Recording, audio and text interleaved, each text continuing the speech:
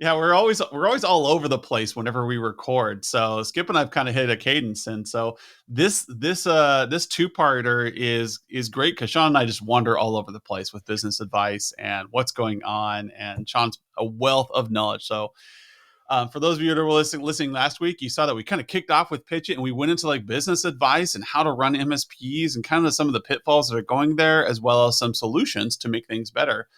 And originally, the idea for the second part was what's currently going on with PitchIT, what's currently going on with the MSP world, and I'd like to ask a hard question: is why PitchIT, and what's it going to do to change the status quo? Absolutely. So we mentioned in the previous week about the three promises we put out, right?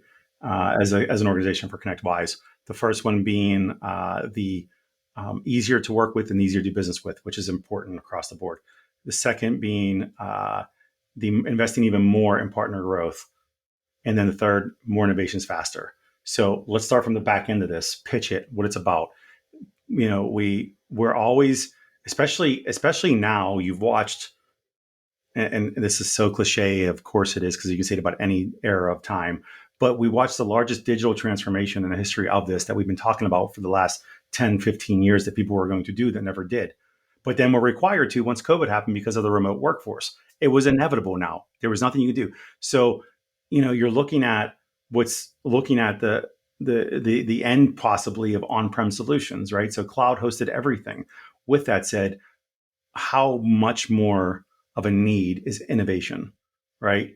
Period, across the board. But not just innovation off of just for the sake of innovation, but innovation on for the sake of value and providing solutions to people, right? So for our perspective, the first fact of the innovations and value for people is supporting our MSPs, our partners, right? But then this is where some of the vendors and some companies fall off. It's not just supporting them, it's supporting them and their end user. This is a 2-tier, even 3 to 4-tier concept, if you think about it. Mm-hmm. So we have to be able to give things away in a way that are going to be effective for the partners to be able to do their job faster. We talked about it in the last episode, even about making things easier, right? How startups need to be able to be repeatable and scalable. We talked about those things, right? And the fact is same rules apply here. So back to what PitchIT is about. We came after the world and saying, and for the past several years, we want vendors that are able to integrate in our into our technology, of course, to make it easier for partners to use it, but have to be something solving a problem, complementary to us, complementary to the partner, and effective for the end user, the end, right? And that goes to the other two promises. Then, investing even more. Connectwise has put forth a lot of effort, a lot of manpower, a lot of investment in general towards this. We put a lot of effort into vetting out the right companies. We had a lot of people that applied for PitchIT this year, more than ever, by a lot, and we narrowed it down to 18 vendors that could be part of it, and we based it off of the criteria of how are you with our three promises? Are you innovative? Are you fast at getting it done? Right? Are you also going to be able to adhere to your promises? Make it easier to work with them. Are you going to invest in this, or is it something you're going to do once and just walk away? Because this has to, again, back to the digital transformation. It is expected in the SaaS world to have updates and feature enhancements. It's expected. It's a part of doing business now. This isn't like I built this box and now the box stays there forever. No, it's a requirement. It's a necessity. It's an expectation. It's an obligation. So we vet these out based off of these things. And that's what Connectwise, that's how we follow our three promises, even within this program. And now you're one of the group, and for good reason. And we tried to vote, and we tried to work across the spectrum of all industry too. It wasn't just, I know cybersecurity is the sexiest thing around right now, and everybody wants to talk about it. And they even make cool movies off of it too, like Black Hat with the dude that plays Thor, and it's amazing. Nobody's making a movie about HR automation. No, that's not happening, right? But the fact is, we wanted to look for the essentials in the industry because your client base, you're working with MSPs, and MSPs work with everybody, whether it's a mechanic or a bakery or whatever, or a healthcare system. They have all of it. So we have to be applicable to all and be effective in all. So, and now we're with PitchIT. You're in it. Like I said, there's 18 people, 18 companies, 18 teams. You're one of the 18. One of the best, that is, That's not. Luckily, I'm not a judge, so I don't have to say that. I'm not here to judge it. No, but you know what you do is effective. I love what you guys do. It was something that's needed. I think that all the vendors that are in it are needed. That's why we picked them. It's not. I think I know they are, but something that you're able to do well is you're able to convey your message well, which is important, Yeah. right? That's And a big deal. there's some cool people in the PitchIT group. I like to see the chat going back and forth and watching the interviews, and Oh yeah, it's really interesting to watch. And just a variety of personalities there are, and I'm really interested to see who's going to end up being the final three. And I'm. even if I don't make the final three, it's great to be part of the program, just to I go would along agree, on the journey. and So agreed. This is I the do first have we've my done it. booth reserved, or supposedly reserved, for November. So I'll be there Yes. no matter what. Which Skip and I are like, wait a minute, do we shoot ourselves in the foot? If we already committed to going, what incentive did they have to pick us? Well, okay. No, the answer to that is no. If you look at our judging is not is isn't us. Actually, it's we made the judging for the preliminary judging, which will be taking all 18 teams and narrow it down to three. We're using we have our MSP peer groups. Essentially they are part of the groups that give us all the feedback. They're going to watch you guys pitch at some point, and they're going to decide on voting. And we have other people, and a lot of the criteria, it's already set criteria. It has nothing to do with going to IT Nation Connect. As a matter of fact, they're two separate line items altogether. Our goal for pitch it is really about getting the right companies in front of everybody. It doesn't do well for us to put a B player in an A player slot in general, because it is our reputation too. So if we put so no matter who you are, it doesn't matter, because a lot of actually there's several of the vendors now that are already in our invent program, right? And also have already sponsored events with us. So it doesn't matter for that part. It matters to us. What we're looking for again is the things I mentioned before, like got to be good in the community, got to help the partners, but also you got to share the message, and you got to be willing to provide solutions, even if it's not your solution. You have to be willing to be a team player. Like, hey, we don't do this, but they do this. Like that's what the only way this is going to work is if everybody pitches in, and because there's not one solution. It's not Lord of the Rings, one ring to rule them all. That's not the case. Yeah, we really believe heavily in that. Like, there's several products out there that do similar things as ours. Mm-hmm. None of them exact, and so we'll push people over to one of our competitors, saying, "Hey, you know what? We're probably not the right fit for you, but I'd really like you to check out this other guy." Absolutely, you should. Because this is their focus. That is what they do the best. And if that's the solution you need right now, head over to them. And I think that's great. And I wish more companies would do that. Like in this Mm-hmm. space, it feels like everybody's like, no, we're the best at everything. We're the silver bullet that solves all. No, know your vertical, know your space, and own it. So when Yeah, I talk about, like, we're looking for the 5% MSPs that get what we're doing and want to align with it. And that's yep, it. We're not going to tell you how to do things. We're not going to tell you how to change your MSP. If you want that, there's other solutions for you. If you absolutely. want something that's going to layer on top of your MSP and give you the best customer presentation possible, that's us. We're going to give you that customer experience and turn your account manager into a VCIO. And so that you look good. Now, if you get that, if that's what you're looking for, then we're a great fit for you. But if you're looking for operational excellence, there are three people I can recommend to you off the top of my head. And where you're struggling operationally, I'll even give you advice on which one to look for first. But if I you're love that. looking for that strategic excellence, that customer experience, that's us. And no one's doing that in MSP world. I always tell the story that I was sitting across the table evaluating MSPs for corporations, and you guys suck at your presentations. Absolutely. Even the best of you. Like, I could see who was going to deliver a great product at the end of the day, but I had to carve through the worst presentations and the worst packets in my life. And it's always a packet, and it's like a half-inch thick of all the things you're going to do with Azure. And Yeah, I am a technology guy, and I'm bored by you. I don't disagree. I'm being bored quickly about that stuff, and it should be if you have a packet. Well, first off, who's even handing out packets anymore, right? I'm Like surprised. everything should be a digital copy. I feel Oh like. I no! mean, I don't. Then I sit through his PowerPoint slideshow. Well, that happens at some point. It's a matter of, but at PowerPoint, it can be done fully, very effective. Again, but it's back to what you said. It's identifying with who you're talking to, your audience, right? first you have to be able to frame this. When you frame a presentation, it has to be framed around what we know we're here to speak about based off the things you told me, right? In sales, what's the first thing you are? You're a therapist, right? I have to talk to you about what you have going on. If I do a proper discovery, it's, hey, Adam, what do you have going on, man? What are you working with this? Why are we talking today? Why are we interested in talking today? You tell me why. And then I drill down. Well, tell me what problem you're trying to solve then. Why haven't you solved it? Once you start giving me all those things, depending on who you are and what you were interested in, will help me with what my presentation consists of, whether it's part deck, part demo product, all deck with numbers involved, or just a few slides pointing out the pain points and how we solve them. But I have to ask you the right questions and know who you are and what your interests are. It's exactly that way. It's kind of like when I ask my daughters, where do you want to go for dinner? My God, it's like a challenge. And I have to say, so what are you in the mood for? There Are you you really that hungry? Wait, are you really that hungry right now? Like we got to go somewhere fast. What do you think you want? What was the last thing you ate? Where were you? Whatever. I start asking these questions and I'm like, I think the options are A, B, and C. Which one do you guys like? And that's how I do this.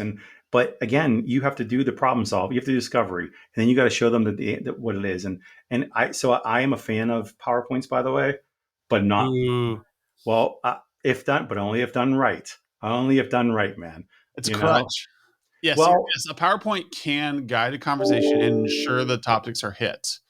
Unfortunately, we've reached this level of process development where they become a railroad.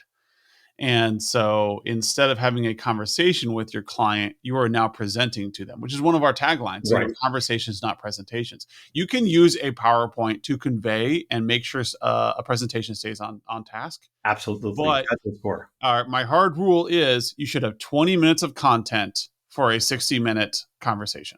I couldn't agree more. That's back to doing it right. But that's a manner of, if you do a PowerPoint right, you have bullets, right? And if you can bulletize your conversation, that means you're effective, right? One line bullets, right? It means you're actually effectively speaking to somebody instead of using all the extra words you don't need that are fancy and whatnot, right? PowerPoints are good for keeping So, things structured. so my debate is if your conversation can be broken into bullet points, it can be done as a one way. What a good presentation will Mm-hmm. include the opinions of your audience and Agreed. will shift based upon their interest. I'll If agree. you have Nope. a I'll agree. PowerPoint, it's really hard to shift the conversation. Like you come in prepared to talk about your standard portfolio.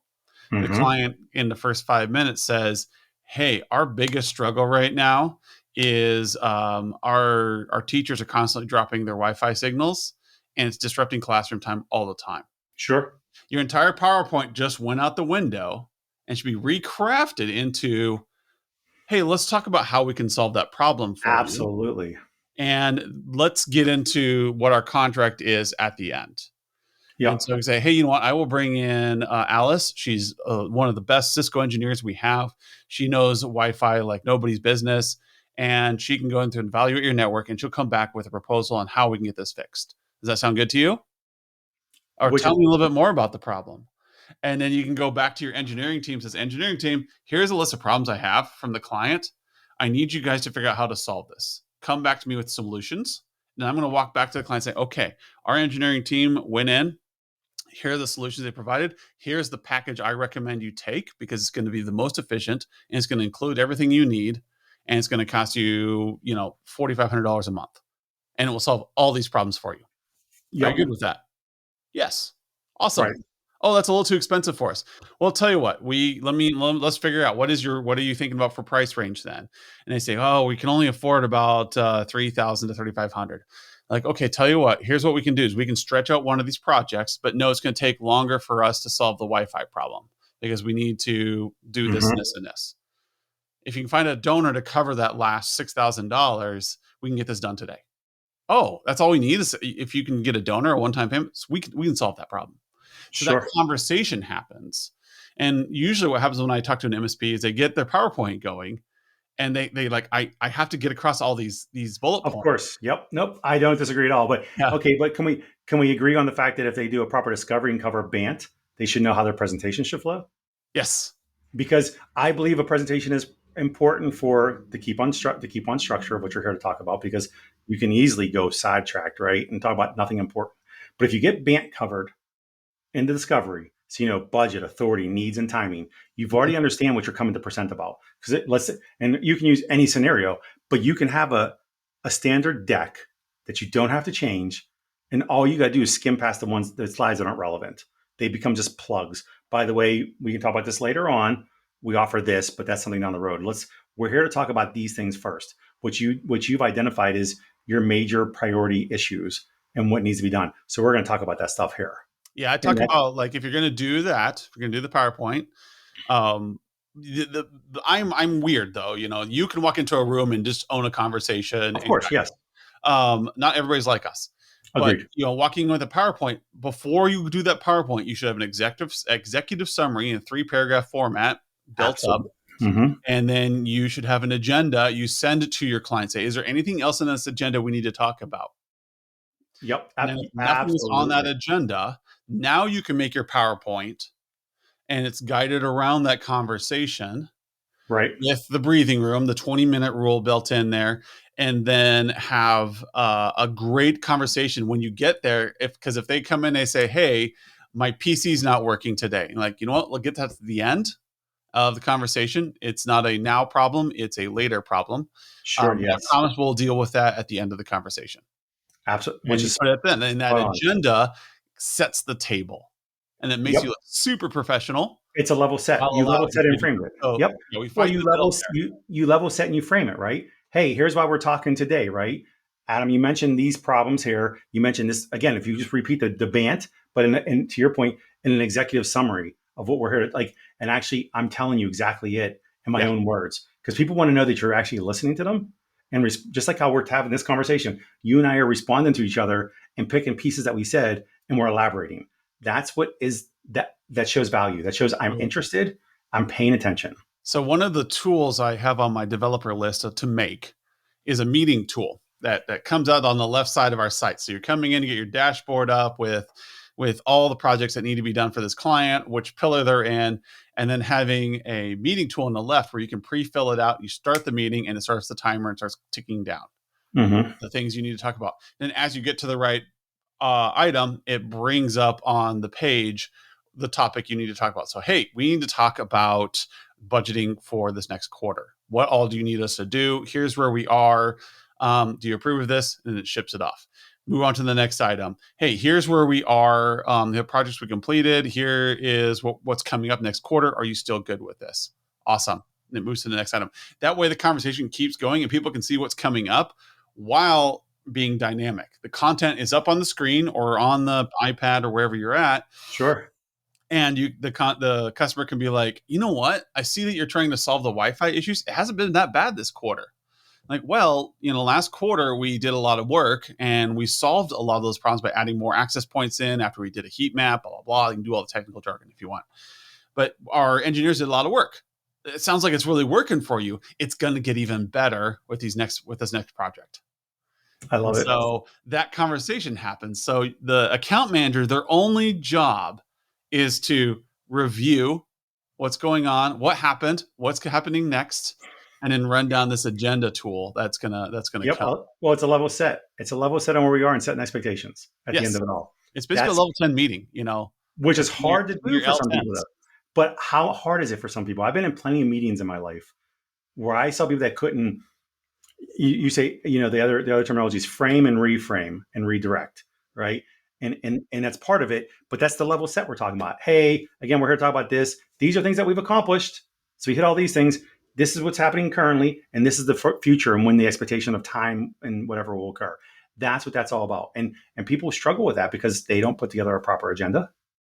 They don't put together the right deliverables, and everybody should walk away with homework. I'm a firm believer of everybody Action walks away with item. something. Yep, everybody has homework. Here we go. What are you doing? On the bottom of every agenda I ever write is assign action items. Yep. Which, yeah, And if you I need write. an illustration, I have the Eisenhower matrix right there for you to look at. I love it. I love that. That's so smart. I So, need to. I mean, I need to repurpose some of your content. I think. yeah, I mean, well, the goal is to take the content we have, and that we're not reinventing the wheel. We're taking some great ideas from Agile. We're taking some great ideas from Traction EOS. We're Mm-hmm. taking some great ideas from industry leaders such as yourself on what flows well. This should not be something where you have to go through a 6-month course to figure out how to do this thing. No, No, it should be like oh, this is simple. Why have I not been doing this all along? This fits easily into what we're trying to do. And that is why I think our product is going to launch well, because it is simple. The old MSPL, managed services platform, was very complex. It had a lot of solutions and a lot of moving parts, and it was really hard to get up and running with.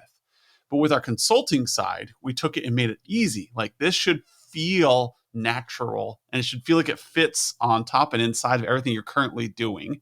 You shouldn't have to do anything extra.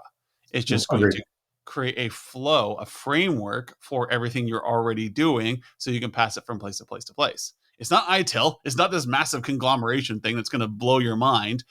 It's simple. And that's why traction Right. works. It's simple. It's iterative, and we love it. And so I think that's why I'm going to succeed in Pitch It. It's just whether or not other people believe in the process we're creating. Is is this something that other people believe in? Because that's what it all comes down to. Right. Do other people see the solution and believe it's going to work? But And that comes, but that, pitches is align more with what you guys are doing and what the companies out there are looking for. Like, how do I frame this in a way that, oh, that's what you're trying to do? I've been looking for that solution for a while. I tried managed services platform before. It was just too clunky for me. This looks awesome, and I feel like I can make this work. yeah, and I love it, and spot on. And it comes back to our last conversation about Sherlock Holmes too, and clean up the attic, right? If you can take anything that I have to do and simplify it for me to clean out the clutter and eliminate the noise, and it becomes almost like a checklist. Checklists are great, right? Fill in the blanks. I mean, we all did the Mad Lib thing when we were young. When we were kids doing Mad Libs, where you like use a noun, use an adjective. You just give a random word and they tell the story. Yep. But if I tell you to tell a story and make it funny, it's more difficult than if I say, just give me some names. Give me a noun, give me an adjective, give me an adverb, give me a verb, give me a pronoun. Okay, at the end, here's the story we wrote. And Yep. and if you can give me that checklist, that fill in the blanks, that's so much easier. Plus, it's because it doesn't require me to have creative thinking. You're telling a story. Anytime you have to use creative thinking and critical thinking, it's more exhausting and more time consuming than just the to-do list.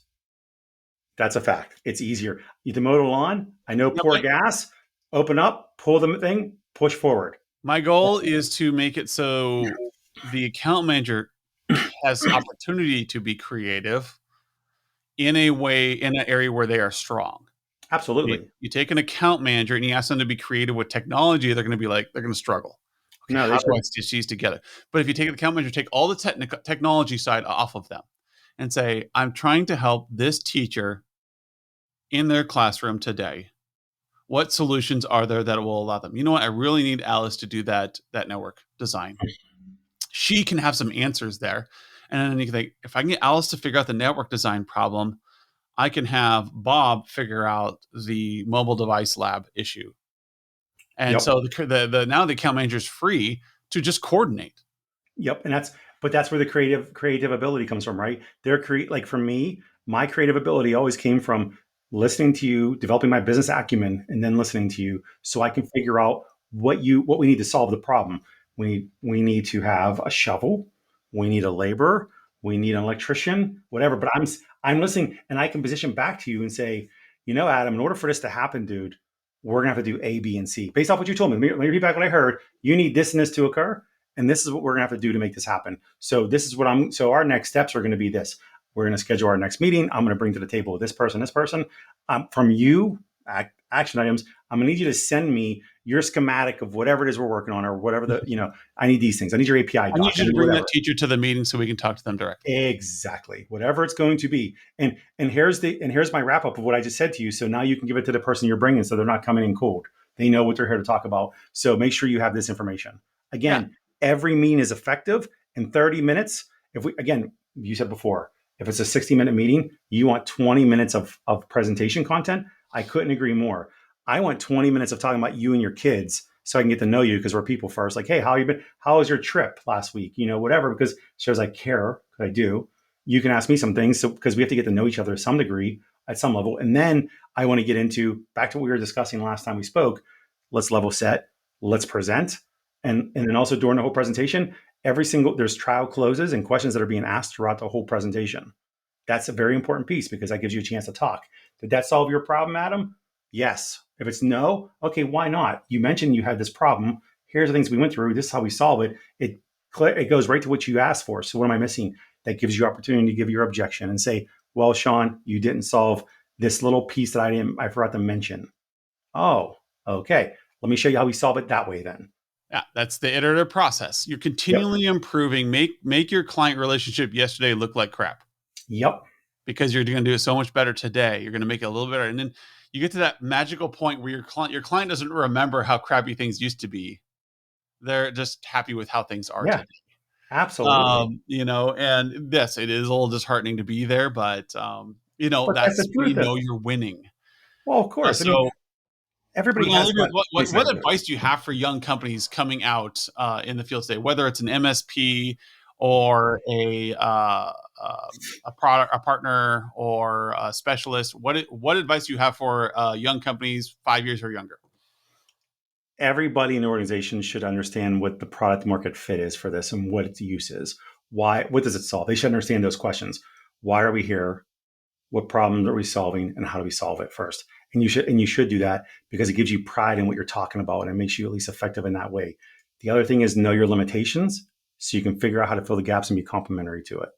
That's the main things I can talk about because those are the hardest things to understand for people because they think they can do, especially startups, they can do everything because they're looking for revenue. We can do that. It's technology. It can do everything. No, it can't. Know your lane and know your limitation. That's awesome advice. Thank you for coming on, Sean. This has been great. I need to have you on again. Looks like we fill up almost a half an hour every time. Absolutely, And dude. next week we'll be back to Skip and I, and we'll see everyone later. Thanks, Adam.